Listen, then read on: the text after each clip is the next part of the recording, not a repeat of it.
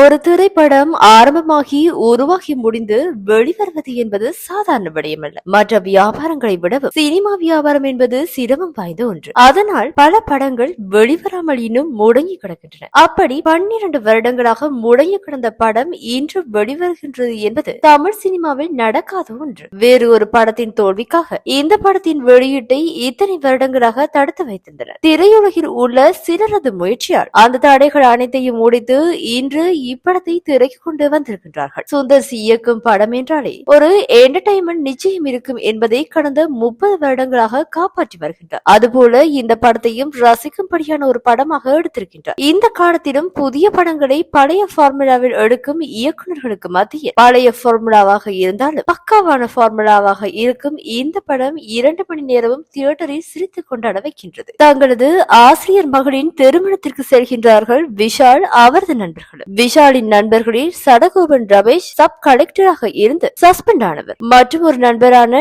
நிதின் சத்யா ஒரு தொழிலில் நஷ்டப்படைந்து தவிப்பார். டிவி சேனல்கள் பத்திரிகைகள் பல பிசினஸ்கள் நடத்தி மாநில ஆட்சியை தன் கட்டுப்பாட்டுக்குள் வைத்திருக்கும் சோனு சூட் தான் இவர்களது நிலைக்கு காரணம். சென்னை சென்று சோனுவை எதிர்த்து நின்று தன் நண்பர்களுக்கு நல்லது செய்ய முயற்சிக்கின்றார் விஷால். அதில் அவர் வெற்றி பெறுகிறாரா இல்லையா என்பதுதான் படத்தின் மீதி கதை. ஒரு கமர்ஷியல் ஹீரோக்குரிய முழுமையான கதாபாத்திரம். காதல், ஆக்ஷன், நட்பு, காமெடி கலந்த கதாபாத்திரத்தில் விஷால். அந்த காலத்தில் இப்படியான கதாபாத்திரத்தை தான் அவர் நடித்து வந்தார். அவர் மட்டுமென்ன, அப்போதைய ஹீரோக்கள் பலரும் இப்படியான படங்களில் தான் நடித்திருக்கின்றார்கள். ஆரம்பத்தில் அஞ்சலி மீது காதல், பின்னர் வரலட்சுமி மீது காதல், நண்பர்களுக்காக களமிறங்குவது என காதலுக்கும் நட்புக்கும் முக்கியத்துவமான கதாபாத்திரம் விஷாலுக்கு பொருத்தமாக அமைந்து அவரும் அதற்கேற்றபடி நடித்து ரசிக்க வைத்திருக்கின்றார். படத்தின் கொண்டாட்டத்திற்கு முக்கிய காரணம் சந்தானம். அந்த காலத்தில் நம்பர் 1 காமெடி நடிகராக இருந்தார். அந்த சந்தானத்தை இத்தனை வருட கால இடைவெளிக்கு பின்னர் மீண்டும் பார்ப்பது ரசிகர்களுக்கான காமெடி கலாட்டா.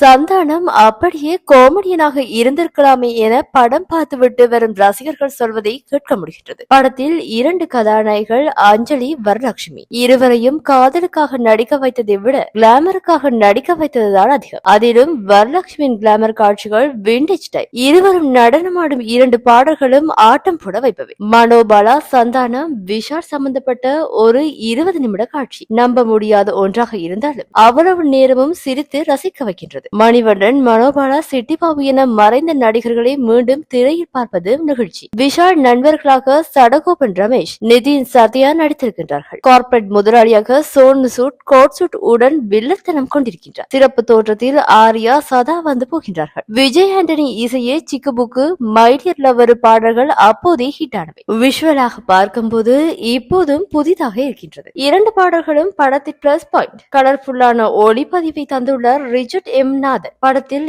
என்ன குறை இருக்கின்றது என்று கண்டுபிடிக்க முடியாத அளவிற்கு திரையில் நம் கண்களை வேறு விதத்தில் அலையப்பட்டுள்ளார் இயக்குனர். அந்த வகையில் விமர்சன ரீதியாகவும் வசூல் ரீதியாகவும் சக்கப்போடு போட்டு வரும் இப்படம் உலகளவில் 4 நாட்களில் எவ்வளவு வசூல் செய்துள்ளது என்பது குறித்து தகவல்கள் வெளியாகியுள்ளது. அதன்படி இப்படம் உலகளவில் 4 நாட்களில் 23 கோடி வசூல் செய்துள்ளது. இந்த வாரத்தின் இறுதிக்குள் இப்படம் 50 கோடியை கடந்துவிடும் எனவும் எதிர்பார்க்கப்படுகின்றது.